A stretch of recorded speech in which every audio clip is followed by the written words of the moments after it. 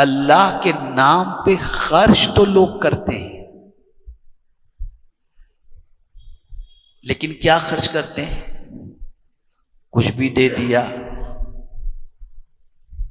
کچرا کوالٹی دے دی، جو اپنے کو پسند نہیں اٹھا کے دے دیا۔ اب میں بہت دور نہیں لے جاتا، آپ کو بہت قریب لا کے سمجھاتا ہوں۔ خود کے لیے جو کھجور افطار کے لیے رکھتے ہیں نا، وہ قیمتی رکھتے ہیں، بانٹنے کے لیے سستی والی لیتے ہیں۔ یہ میں بالکل فیکٹ بتا رہا ہوں، آپ دیکھ لیجئے۔ اگر وہی کھجور ہمارے دسترخوان پر وہ رکھتی جائے نا تو ہم نہیں کھائیں گے، ہم نہیں کھائیں گے۔ لیکن ہم کہتے نہیں 10 درجن 10 کلو 50 کلو وہاں کھجور بیچ دو۔ ارے بھائی اتنا ریٹ بہت سستی والی بتا۔ یہاں آ کے گڑبڑی ہو جاتی ہے۔ اسی کو قرآن نے مینشن کیا ہے 4 پارے کی ابتدائی آیت میں۔ ہم جو ہے وہ پاسنگ مارکس تک بھی نہیں پہنچ پا رہے، نہیں پہنچ پا رہے۔ اس لیے بہت کچھ دے کر کے بھی وہ ہم کو ریٹرن نہیں ملتا جس کی ہم توقع کرتے ہیں۔ اسی کو قرآن نے کہا کہ نیکی کو ہرگز تم پہنچ ہی نہیں سکتے، پہنچ ہی نہیں سکتے جب تک اپنی پسندیدہ چیز اللہ کے نام پہ قربان نہ کرو۔ لن تنالوا البر حتی تنفقوا مما تحبون۔ تو گڑبڑی وہیں ہو جاتی ہے جہاں پر ہم خدا کے لیے جب دینے کی بات آتی ہے تو سستا ڈھونڈتے ہیں، اور اپنی جب بات آتی ہے تو مہنگا ڈھونڈتے ہیں۔ یہی گڑبڑی ہو جاتی ہے۔ اور اللہ والوں کا حال یہ تھا کہ جو خود کو سب سے زیادہ پسند چیز ہوتی تھی وہ اللہ کے نام پر دیتے تھے۔ اسی لیے حضور صلی اللہ علیہ وسلم کی اس حدیث کی روشنی میں ہم سمجھیں تو دماغ کے دریچے کھل جائیں گے۔ کیوں سرکار صلی اللہ علیہ وسلم نے فرمایا کہ میرے صحابی کا ایک مشت جو خیرات کرنا، غیر صحابی کا احد پہاڑ کے برابر سونا خیرات کرنا، دونوں اکول نہیں ہو سکتا۔ کہاں ایک مٹھی جو اور کہاں 5 کلومیٹر کا یہ جبل احد، اس کے برابر بھی اگر کوئی غیر صحابی سونا خرچ کرے تو صحابی جو ایک مشت جو خیرات کرتے ہیں اس کو اس کی برابری نہیں کر سکتے۔ وجہ کیا ہے؟ صحابی کوئی کام اپنے لیے کرتے ہی نہیں تھے، جو بھی کرتے تھے اللہ کے لیے کرتے تھے۔ اور دوسری چیز یہ ہے کہ جو خود کو پسند ہوتا وہ اللہ کے نام پر دیتے تھے۔ آج میں ایک بہت بڑی فکر آپ کو دے رہا ہوں، میں صرف کھجور تو ایک مثال کے طور پر آپ کو بتایا۔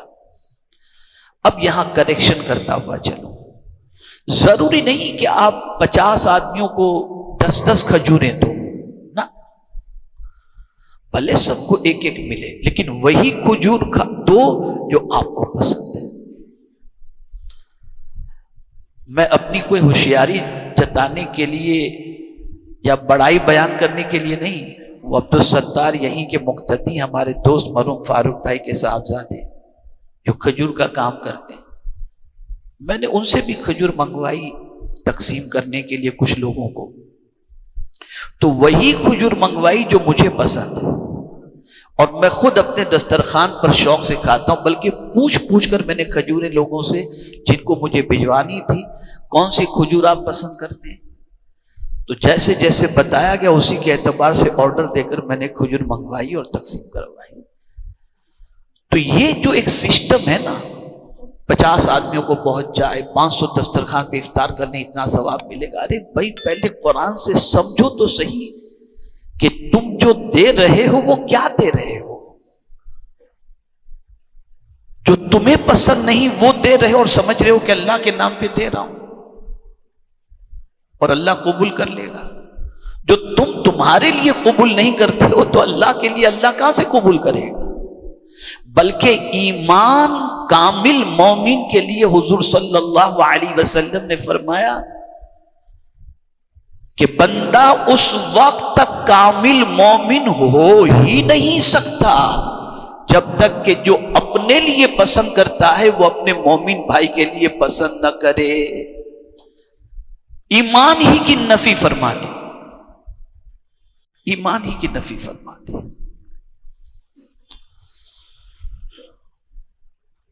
تو یہاں یہ بات خاص طور پر ذہن میں رکھنا چاہیے کہ اللہ کے نام پہ جب دینا ہو اور نیکی حاصل کرنے کی غرض سے دینا ہو، تھوڑا دو، 10 کی جگہ پہ 2 لوگوں کو دو، وہ جیسا پسند کرتے ہوں ویسا دو۔ بہت سارے ایسے ہوتے ہیں، آپ اگر باسمتی کھانے کے شوقین ہیں تو کوئی کولم چاول کھانے کا شوقین ہوتا ہے، لیکن اسے اسی میں اچھا لگتا ہے، کہتا ہے باسمتی مت بھیجنا گیس ہو جاتا ہے۔ ایسے ہوتے ہیں لوگ، کہتے ہیں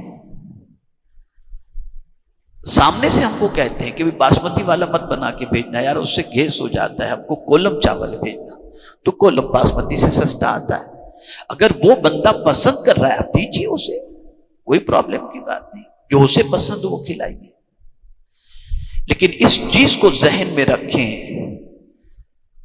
کہ کم دو لیکن اچھا دو،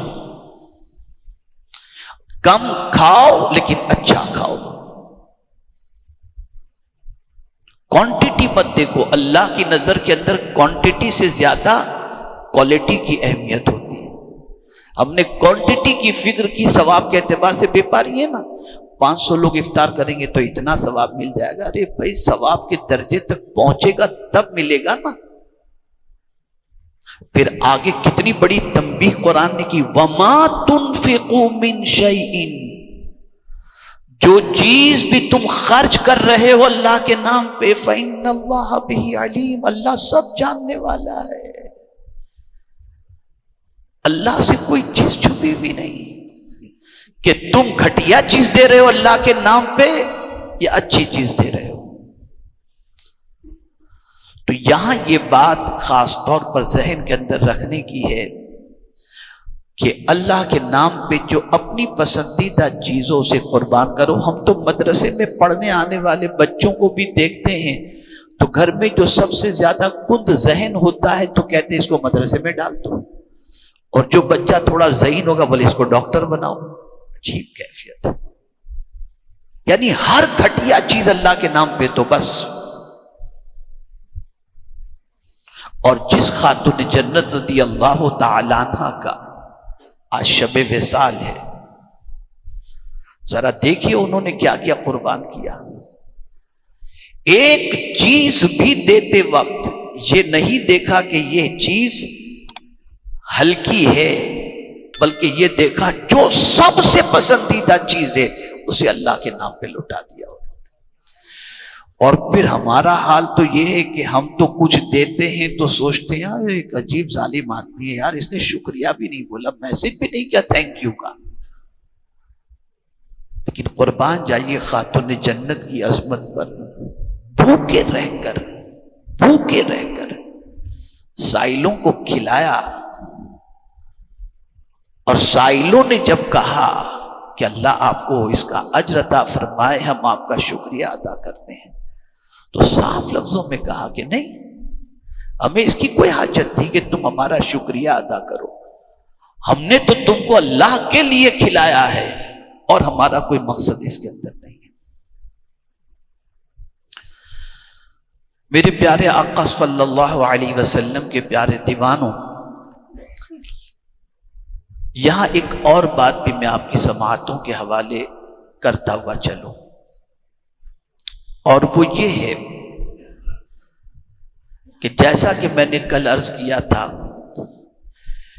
نیکی کر کے انسان سے اجر کی توقع نہ رکھو، یہ اس چیز کو ذہن میں رکھو ہمیشہ۔ کسی سے بھی بھلائی کرو تو اس سے بدلے کی امید مت رکھو، بھلائی کسی سے بھی کرو امید اپنے رب قدیر سے رکھو۔ یہ خاص نقطہ ہمیشہ کے لیے ذہن میں رکھیے گا. جہاں آپ نے اس سے امید رکھی گویا آپ نے اس سے دنیا ہی میں اپنی نیکی کا بدلہ لینے کا ارادہ کر لیا. اب یہاں بہت اہم واقعہ مجھے یاد آ رہا ہے. ہم کبھی کبھی کوئی مصیبت میں گرفتار ہوتے ہیں تو پھر اللہ کی بارگاہ میں دعا، مولا میں نے وہ نیکی بھی کی تھی، وہ نیکی بھی کی تھی، اس کے صدقے میں تو مصیبت دور کر دی. اور کچھ لوگ کہتے ہیں، خاص میں آپ سے گزارش کرتا ہوں کہ ایک ہمارے بہت قریبی ہیں جن کو اللہ نے لاک ڈاؤن سے پہلے اتنا نوازا تھا جس کی کوئی انتہا نہیں. آج وہ سخت بیچارے امتحان میں آ چکے ہیں. تو جب امتحان میں آئے تو مجھے انہوں نے کہا کہ حضرت میں اتنے غریبوں کو دیتا تھا، نہ میں یہ کرتا تھا، نہ میں وہ کرتا تھا، نہ مجھ پر اتنی مصیبت کیوں؟ آدمی کے ذہن میں بات آتی ہے، اس کے صدقے میں تو اللہ کوئی کرم کر دیتا. بات اس کی اپنی جگہ بالکل صحیح ہے، لیکن آپ دیکھیں ایک واقعے سے سبق سیکھیں. بہت ضروری ہے یہ واقعہ ذہن میں رکھنا. ایک ولی کامل سخت امتحان میں آ گئے. ایسی مصیبت آئی کہ جانے کا نام ہی نہیں لے رہے تھے. توڑ ڈالی اس بزرگ کو، ٹوٹ گئے پورے، اتنے ٹوٹ گئے جس کی کوئی انتہا نہیں. بہت ٹوٹ گئے. اورات و وظائف پڑھ رہے ہیں، دعائیں کر رہے ہیں، لیکن مصیبت جانے کا نام نہیں لے رہی. بس ایک دن ان کے ذہن میں ایک بات آ گئی، اور وہ بات کیا آئی کہ نیکیاں تو اللہ نے بہت کروائی ہیں، مجھے نہیں معلوم کہ کون سی نیکی اللہ نے پسند فرمائی اور قبول کی ہے. بس غار والی حدیث یاد آ گئی بخاری شریف کی کہ 3 لوگ غار کے اندر پھنسے تھے. غار کے اندر گئے بارش کی وجہ سے، اور آ کر کے چٹان گری اور غار کا دروازہ بند ہو گیا. اب ان کو نکلنے کی کوئی سبیل سمجھ میں نہیں آ رہی تھی، تو انہوں نے دعا کی.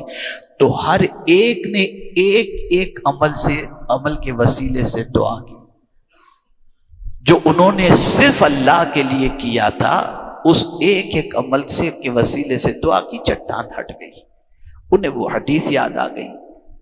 تو انہوں نے اللہ کی بارگاہ میں دعا کی، اے اللہ میری زندگی کا کوئی عمل ایسا جو خاص تیری رضا کے لیے میں نے کیا ہو اور تجھے پسند آ گیا ہو، اس کے صدقے میں اس مصیبت کو دور فرما دے. بس ابھی انہوں نے یہ دعا کی اور مصیبت گئی، فوراً مصیبت گئی. جیسے ہی ایک مصیبت گئی، دوسری مصیبت کا تصور ان کو بے چین کر دیا اور رونے لگے. وہ کسی نے کہا حضور اللہ نے بڑا کرم فرمایا، آپ کی دعا قبول فرما لی، آپ کی مصیبت دور ہو گئی، اور آپ پھر بھی رو رہے ہیں. اب تو مسکرانے کا وقت ہے. اب دیکھیے اللہ والوں کی سوچ. فرماتے ہیں میں نے جو دعا کی نا، اس میں میں نے یہ کہا تھا کہ اے اللہ جو عمل خاص میں نے تیرے لیے کیا ہو اس کے صدقے میں مصیبت دور فرما دے. تو اس کا بدلہ تو اللہ دنیا میں دے دیا، اب قیامت میں اللہ کہ تیری کوئی نیکی ہے ہی نہیں، تو وہاں کیا ہوگا؟ میں نے تو اپنا دفتر خالی کروا دیا. یہ ہے اللہ والوں کی سوچ. تو ہر نیکی کا بدلہ دنیا ہی میں مت طلب کرو، اور ہر نیکی کا اجر دنیا ہی میں مت تلاش کرو. اسی لیے صوفیہ فرماتے نیکی کر دریا میں ڈال، بھول جاؤ نیکی. آپ نیکی کر کے بھول جاؤ گے، لیکن مولا کبھی نہیں بھولتا، وہ بھولنے سے پاک ہے. وہ اس نیکی کو پالتا ہے، اتنا پالتا ہے کہ قیامت میں وہ بندہ جس نے نیکی خاص اللہ کے لیے کی ہوگی، جب وہ اس نیکی کا بدلہ قیامت میں دیکھے گا تو کہے گا مولا اتنی نیکیاں تو میں نے نہیں کی تھی. تو جواب میں کہا جائے گا وہ ایک کام جو تو نے میری رضا کے لیے کیا تھا نا، میں نے اس کو پالا ہے، اور آج اتنی نیکی کا پہاڑ تیرے سامنے اس کا پہنچا. یہ اچھا، فطرت میں بھی ایک چیز ہے आदमी गुनाह छुपाता है, नेकी नहीं छुपाता। अगर रात को वो गुनाह किया होगा ना और किसी का फोन आ जाए तो ये नहीं कहेगा कि मैं अभी गुनाह करके फ्री हुआ हूं, नहीं, वो चाहेगा कि इसका पता किसी को ना चले। लेकिन अगर रात को उसने तहज्जुद पढ़ी और अचानक तहज्जुद के बाद फोन आ गया, हाँ बस मैं अभी मुसल्ले ही पर हूं, मैंने अभी तहज्जुद से मैं फारिग हुआ हूं,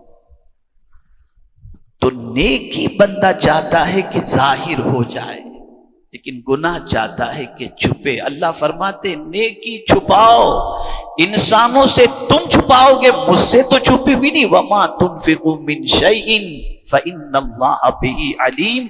जो कुछ भी तुम अल्लाह के नाम पे चीज खर्च करते हो अल्लाह सब जानता है। और फिर यहां यह भी बता दूं, अपनी बिसात के मुताबिक खर्च करो, कर्ज लेकर के नहीं, चंदा करके नहीं। आपकी बिसात है एक खजूर खिलाने की, इसलिए सहाबा पूछते थे सरकार से कि अगर किसी की ताकत ये भी नहीं कि खजूर खिला सके, किसी की ताकत ये भी नहीं कि दूध पिला सके, तो सरकार ने फरमाया पानी का घूंट ही पिला दो। ये नहीं फरमाया जाके चंदा करो सब जगह पर, उसके बाद खजूर खिलाओ, ये नहीं फरमाया, पानी ही पिला दो जैसी तुम्हारी कैपेसिटी। तो ये जो शरीयत का कॉन्सेप्ट है इसे जहन से ओझल नहीं होना चाहिए। हाँ, कुरान में ये उभारा गया है कि जो भूखे हों उनके लिए लोगों से कहो कि खाना खिलाओ इन भूखों को, और अगर तुमने भूखों को खाना खिलाने के लिए नहीं उभारा तो कयामत के अंदर जहन्नम में जाओगे। नहीं खिला सकते कोई बात नहीं है, तुम्हारी ताकत नहीं है तो दूसरों को बोलो कि इसको खाना खिलाओ, अगर तुम्हारी कैपेसिटी खिलाओ। तो एक आयत तो ये हुई, और मैं समझता हूं कि काफी कंफ्यूजन दूर हो गया होगा और असल और रूह तक आप पहुंचने की कोशिश आज किए होंगे कि हमें क्या खर्च करना चाहिए। घर में भी खाना बनाओ तो काम वालियों को, साइलों को जब देना हो तो कल का निकाल के मत दो, जो तुम अपने लिए पसंद करते हो वही उनको दो। हाँ बच जाए और अगर कोई कहता है उसके खाने में कोई एतराज की बात नहीं तो ठीक है, कोई प्रॉब्लम नहीं। एक तो ये आयत, और इसको मैं दूसरी आयत से अगर जोड़ करके कहूं तो ये आयत और उस आयत को दोनों को एक मतलब समझने में आसानी हो जाएगी। यहां फरमाया लन तनालुल बिर्र हत्ता तुनफिकू मिम्मा तुहिब्बून, जो तुम्हें पसंद है। और थोड़े से आगे जाकर के आयत आई या अय्युहल्लज़ीना आमनु तकुल्लाह हक़्क़ तुक़ातिही, ऐ ईमान वालो अल्लाह से डरो जैसा कि उससे डरने का हक है। ऐसे ही खर्च अल्लाह के नाम पर वैसा करो जैसा खर्च करने का हक है, और वो हक ये है कि अपनी पसंद की चीज अल्लाह के नाम पे खर्च करो। अल्लाह से डरने की बात हर कोई करता है, लेकिन डरने का हक, जैसे क्लास के अंदर बैठे हुए बच्चे सब हक अदा नहीं करते तालीम का, ऐसे ही अल्लाह से डरने की बात करने वाला भी अल्लाह से डरने का हक अदा नहीं करता। और फिर इसको और आगे थोड़े से रब्त के एतबार से बताऊं तो समझ में आ जाएगा। आज हमारी कौम ये कहती है कि गैर मुस्लिमों के पास जो है बहुत माल है, बहुत माल है, बहुत माल है, उनके पास कोई कमी नहीं है, वो ये करते हैं वो करते हैं फिर भी मजे में हैं। ऐसे ही होता है कि दुनिया में बहुत सारे इंसान गुनाह करते हैं, गुनाह करते हैं, गुनाह करते हैं, और गुनाह की वजह से उनकी कोई पकड़ नहीं होती, वो समझते हैं चल रही है अपनी गाड़ी, अल्लाह को माअज़ल्लाह, यानी वो ये समझते हैं कि वो सब अल्लाह खैर फरमाए जो भी हो, तो अल्लाह उसकी इस्लाह फरमाता है और जहन को जोर देने के लिए फरमाता है वला यहसबन्नल्लज़ीना कफरू अन्नमा नुमली लहुम खैरन लिअनफुसिहिम इन्नमा नुमली लहुम लियज़दादू इस्मा वलहुम अज़ाबुम मुहीन। काफिर ये गुमान न करें कि हम जो उनको ढील दे रहे हैं ये ढील उनके हक में बेहतर है ना, ये गुमान न करें वो। इन्नमा नुमली लहुम लियज़दादू इस्मा, ڈھیل اس لیے دی جا رہی ہے تاکہ وہ اور گناہ کریں اور پھر اللہ ان کو سخت ترین عذاب کے اندر گرفتار فرمائے۔ اس لیے ہمیشہ اس چیز کو ذہن میں رکھیں کہ اگر گناہ کرنے کے بعد فوری پکڑ نہ ہوتی ہو تو ڈرنا چاہیے کہ سخت ترین عذاب تو ہمارے استقبال کے لیے تیار نہیں ہے۔ یہ فلسفہ ہے قرآن کا۔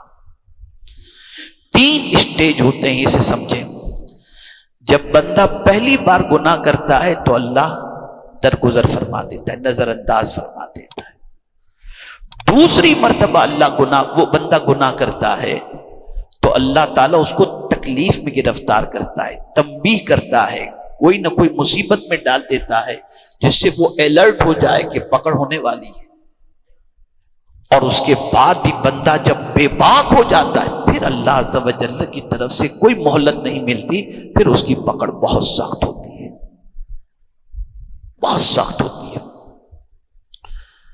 تو جب کبھی گناہ کرنے کے بعد یا غیر مسلموں کے پاس ان کی آوارگیوں کے باوجود، ان کی بد کرداریوں کے باوجود بھی دولت کی فراوانی اور آسائش دیکھیں تو یہ نہ سوچیں کہ وہ مزے میں ہیں، یہ سوچیں کہ ان کے اوپر عنقریب عذاب آنے والا ہے۔ اٹھاؤ اپنی قوم کو، اور یہ سرکار صلی اللہ علیہ وسلم کا طریقہ رہا کہ وہ صحابہ جو مکے سے ہجرت کر کے مدینہ منورہ پہنچے، جن کی دکان بھی گئی، کاروبار بھی گیا، سب کچھ ختم ہو گیا، گھر بار سب کچھ، وہ جب مدینہ منورہ پہنچے، سوچ دیکھیے سرکار نے صحابہ کی کیسے بنائی تھی۔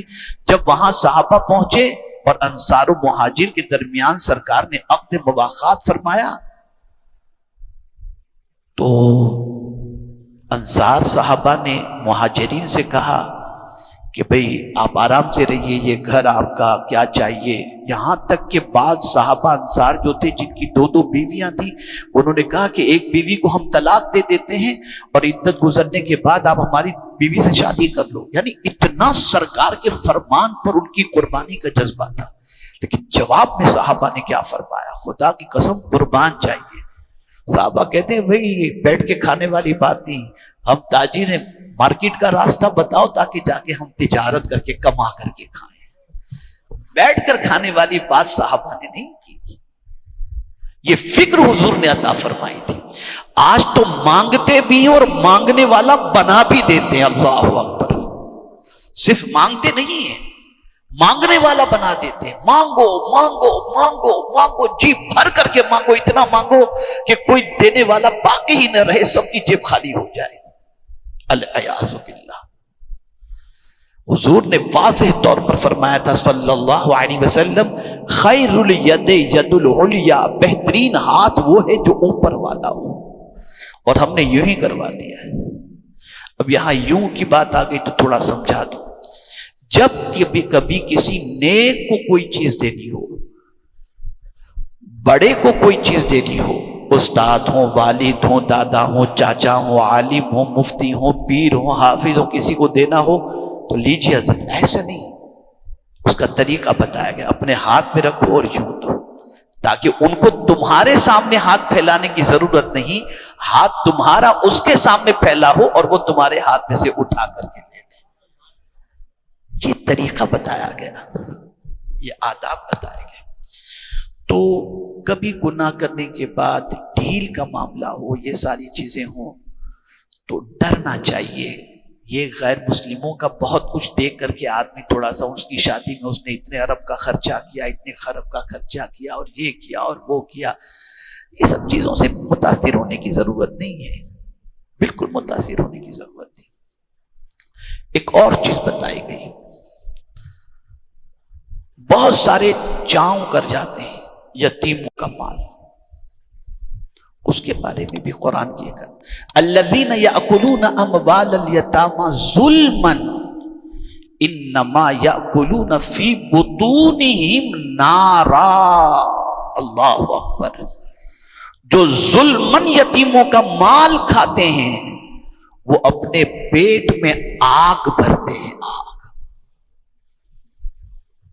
تو باطل طریقے سے مال کھانا، اس کی بھی شریعت نے اجازت نہیں دی، اور اس کا انجام بھی بہت سخت ترین ہے۔ اور اگر ایک آیت پر میں روشنی نہ ڈالوں تو میں سمجھتا ہوں کہ شاید مجھے آج گفتگو میں میں سمجھوں گا کہ مطلب مکمل گفتگو نہیں ہوئی.